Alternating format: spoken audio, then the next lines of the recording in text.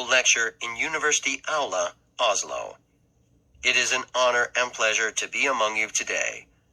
I'm really happy to see so many old friends who have come from different corners of the world, and to make new friends whom I hope to meet again in the future. When I meet people in different parts of the world, I'm always reminded that we are all basically alike. We are all human beings. Maybe we have different clothes, our skin is of a different color, or we speak different languages. That is on the surface. But basically, we are the same human beings. That is what binds us to each other. That is what makes it possible for us to understand each other and to develop friendship and closeness. Thinking over what I might say today, I decided to share with you some of my thoughts concerning the common problems all of us face as members of the human family. Because we all share this small planet Earth, we have to learn to live in harmony and peace with each other and with nature. That is not just a dream, but a necessity. We are dependent on each other in so many ways that we can no longer live in isolated communities and ignore what is happening outside those communities. And we must share the good fortune that we enjoy. I speak to you as just another human being, as a simple monk. If you find what I say useful, then I hope you will try to practice it. I also wish to share with you today my feelings concerning the plight and aspirations of the people of Tibet. The Nobel Prize is a prize they well deserve for their courage and unfailing determination during the past 40 years of foreign occupation.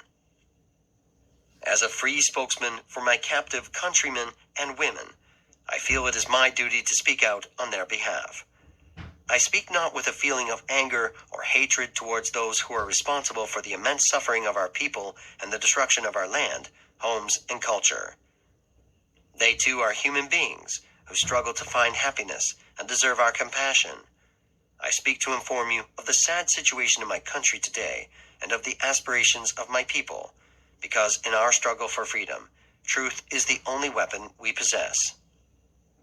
The realization that we are all basically the same human beings who seek happiness and try to avoid suffering is very helpful in developing a sense of brotherhood and sisterhood, a warm feeling of love and compassion for others. This, in turn, is essential if we are to survive in this ever-shrinking world we live in. For if we each selfishly pursue only what we believe to be in our own interest, without caring about the needs of others, we not only may end up harming others, but also ourselves. This fact has become very clear during the course of this century. We know that to wage a nuclear war today, for example, would be a form of suicide, or that by polluting the air or the oceans, in order to achieve some short-term benefit, we are destroying the very basis for our survival.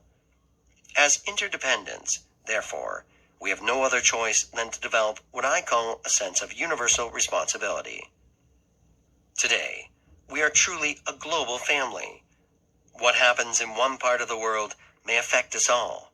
This, of course, is not only true of the negative things that happen, but is equally valid for the positive developments. We not only know what happens elsewhere, thanks to the extraordinary modern communications technology, we are also directly affected by events that occur far away. We feel a sense of sadness when children are starving in Eastern Africa. Similarly, we feel a sense of joy when a family is reunited after decades of separation by the Berlin Wall. Our crops and livestock are contaminated, and our health and livelihood threatened when a nuclear accident happens miles away in another country. Our own security is enhanced when peace breaks out between warring parties in other continents. But war or peace, the destruction or the protection of nature, the violation or promotion of human rights and democratic freedoms, poverty or material well-being, the lack of moral and spiritual values or their existence and development, and the breakdown or development of human understanding, are not isolated phenomena that can be analyzed and tackled independently of one another. In fact, they are very much interrelated at all levels and need to be approached with that understanding.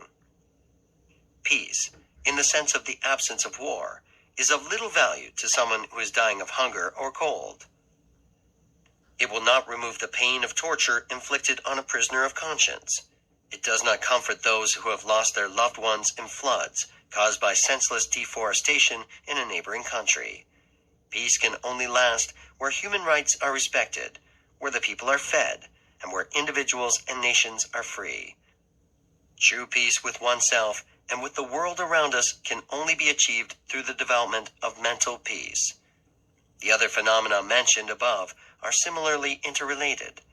Thus, for example, we see that a clean environment, wealth, or democracy mean little in the face of war, especially nuclear war, and that material development is not sufficient to ensure human happiness. Material progress is of course important for human advancement.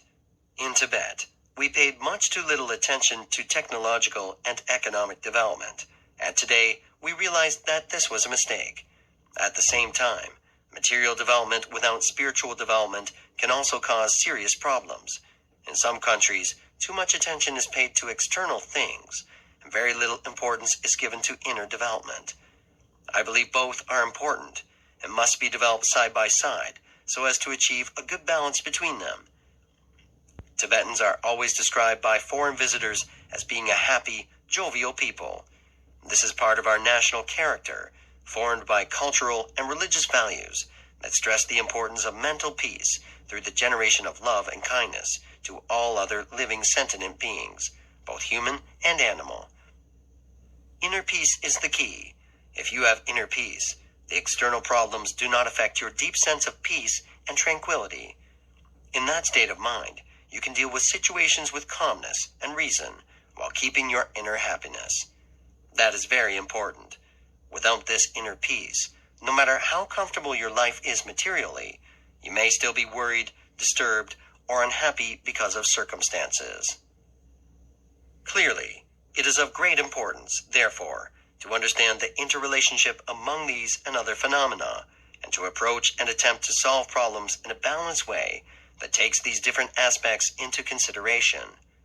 Of course, it is not easy, but it is of little benefit to try to solve one problem if doing so creates an equally serious new one. So really, we have no alternative. We must develop a sense of universal responsibility, not only in the geographic sense, but also in respect to the different issues that confront our planet. Responsibility does not only lie with the leaders of our countries, or with those who have been appointed or elected to do a particular job. It lies with each one of us individually. Peace, for example, starts with each one of us. When we have inner peace, we can be at peace with those around us. When our community is in a state of peace, it can share that peace with neighboring communities, and so on. When we feel love and kindness towards others, it not only makes others feel loved and cared for, but it helps us also to develop inner happiness and peace. And there are ways in which we can consciously work to develop feelings of love and kindness. For some of us, the most effective way to do so is through religious practice. For others, it may be non-religious practices. What is important is that we each make a sincere effort to take our responsibility for each other and for the natural environment we live in seriously. I am very encouraged by the developments which are taking place around us. After the young people of many countries, particularly in Northern Europe, have repeatedly called for an end to the dangerous destruction of the environment which was being conducted in the name of economic development. The world's political leaders are now starting to take meaningful steps to address this problem.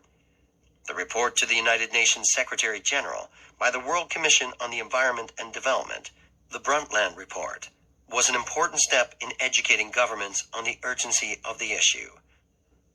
Serious efforts to bring peace to war-torn zones and to implement the right to self-determination of some people have resulted in the withdrawal of Soviet troops from Afghanistan and the establishment of independent Namibia.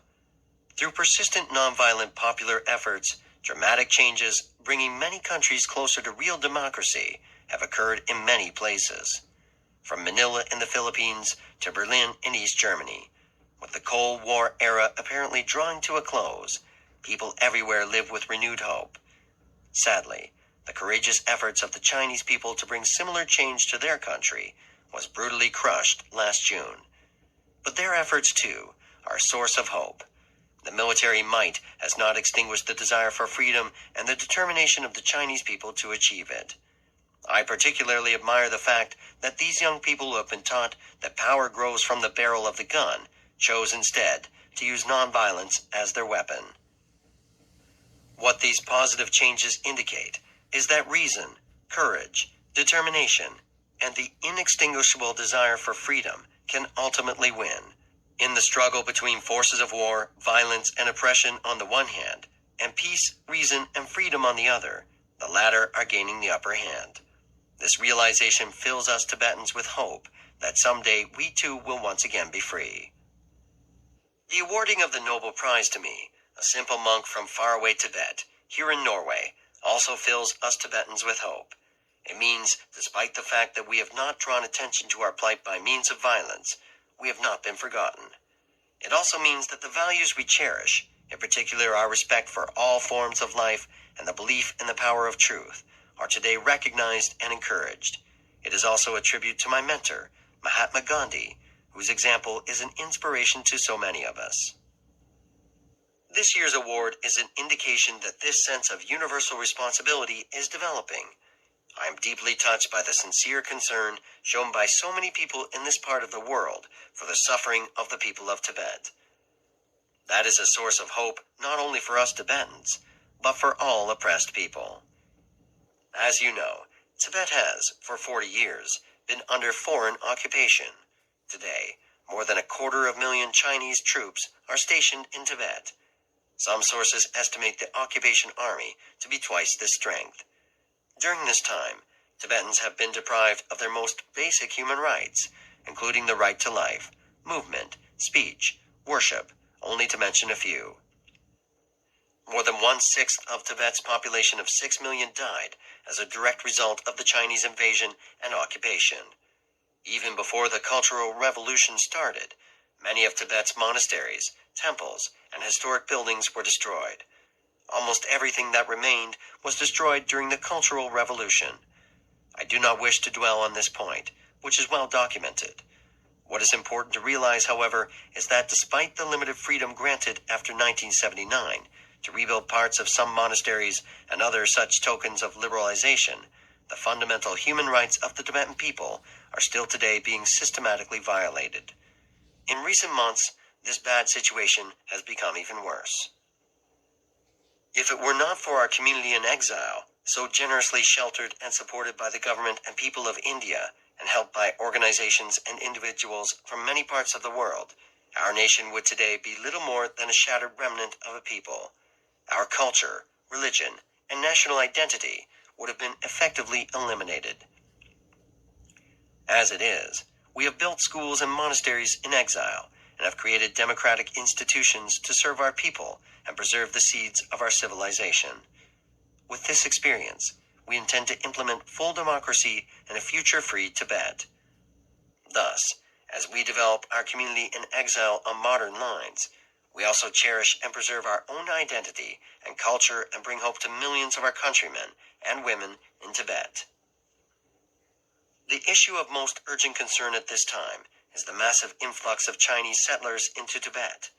Although in the first decades of occupation, a considerable number of Chinese were transferred into the eastern parts of Tibet, in the Tibetan provinces of Amdo, Qinghai, and Kham, most of which has been annexed by neighboring Chinese provinces. Since 1983, an unprecedented number of Chinese have been encouraged by their government to migrate to all parts of Tibet, including central and western Tibet, which the People's Republic of China refers to as the so-called Tibet Autonomous Region. Tibetans are rapidly being reduced to an insignificant minority in their own country. This development, which threatens the very survival of the Tibetan nation, its culture and spiritual heritage, can still be stopped and reversed. But this must be done now, before it is too late. The new cycle of protest and violent repression, which started in Tibet in September of 1987 and culminated in the imposition of martial law in the capital, Lhasa, in March of this year, was in large part a reaction to this tremendous Chinese influx. Information reaching us in exile indicates that the protest marches and other peaceful forms of protest are continuing in Lhasa and a number of other places in Tibet, despite the severe punishment and inhumane treatment given to Tibetans detained for expressing their grievances. The number of Tibetans killed by security forces during the protest in March, and of those who died in detention afterwards, is not known, but is believed to be more than 200. Thousands have been detained or arrested and imprisoned, and torture is commonplace. It was against the background of this worsening situation, and in order to prevent further bloodshed, that I proposed what is generally referred to as the 5-point peace plan for the restoration of peace and human rights in Tibet. I elaborated on the plan in a speech in Strasbourg last year. I believe the plan provides a reasonable and realistic framework for negotiations with the People's Republic of China. So far, however, China's leaders have been unwilling to respond constructively.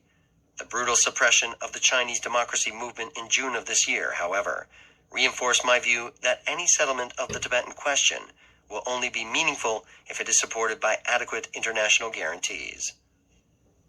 The 5-point peace plan addresses the principal and interrelated issues, which I referred to in the first part of this lecture. It calls for 1. Transformation of the whole of Tibet, including the eastern provinces of Kham and Amdo, into a zone of ahimsa, nonviolence. 2. Abandonment of China's population transfer policy. 3. Respect for the Tibetan people's fundamental rights and democratic freedoms. 4. Restoration and protection of Tibet's natural environment. And 5. Commencement of earnest negotiations on the future status of Tibet and of relations between the Tibetan and Chinese people. In the Strasbourg address, I proposed that Tibet become a fully self-governing democratic political entity. I would like to take this opportunity to explain the zone of ahimsa, or peace sanctuary concept, which is the central element of the 5-point peace plan. I am convinced that it is of great importance not only for Tibet, but for peace and stability in Asia. It is my dream that the entire Tibetan plateau should become a free refuge where humanity and nature can live in peace and in harmonious balance. It would be a place where people from all over the world could come to seek the true meaning of peace within themselves, away from the tensions and pressures of much of the rest of the world. Tibet could indeed become a creative center for the promotion and development of peace. The following are key elements of the proposed zone of ahimsa. The entire Tibetan plateau would be demilitarized. The manufacture, testing, and stockpiling of nuclear weapons and other armaments on the Tibetan plateau would be prohibited. The Tibetan plateau would be transformed into the world's largest natural park, or biosphere. Strict laws would be enforced to protect wildlife and plant life. The exploitation of natural resources would be carefully regulated so as not to damage relevant ecosystems, and a policy of sustainable development will be adopted in populated areas. The manufacture and use of nuclear power and other technologies which produce hazardous waste would be prohibited. National resources and policy will be directed towards the active promotion of peace and environmental protection. Organizations dedicated to the furtherance of peace and to the protection of all forms of life would find a hospitable home in Tibet. The establishment of international and regional organizations for the promotion and protection of human rights would be encouraged in Tibet.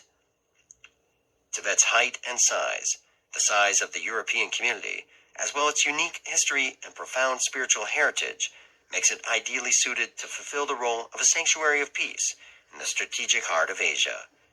It would also be in keeping with Tibet's historical role as a peaceful Buddhist nation and buffer region separating the Asian continent's great and often rival powers. For the stability and peace of Asia, it is essential to create peace zones to separate the continent's biggest powers and potential adversaries. President Gorbachev's proposal, which also included a complete Soviet troop withdrawal from Mongolia, would help to reduce tension and the potential for confrontation between the Soviet Union and China. A true peace zone must, clearly, also be created to separate the world's two most populous states, China and India. The establishment of the zone of ahimsa would require the withdrawal of troops and military installations from Tibet, which would enable India and Nepal also to withdraw troops and military installations from the Himalayan regions bordering Tibet. This would have to be achieved by international agreements. It would be in the best interest of all states in Asia, particularly China and India, as it would enhance their security while reducing the economic burden of maintaining high troop concentrations in remote areas. Tibet would not be the first strategic area to be demilitarized. Parts of the Sinai Peninsula, the Egyptian territory separating Israel and Egypt, have been demilitarized for some time.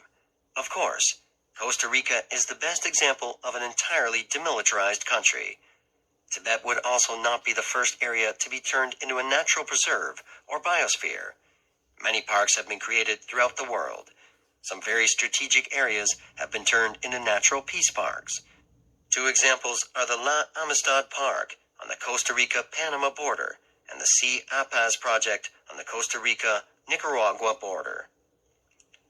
When I visited Costa Rica earlier this year, I saw how a country can develop successfully without an army to become a stable democracy committed to peace and the protection of the natural environment.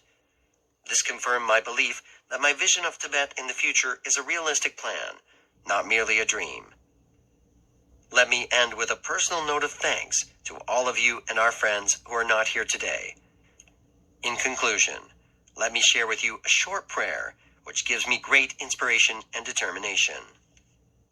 For as long as space endures, and for as long as living beings remain, until then may I, too, abide to dispel the misery of the world. Thank you.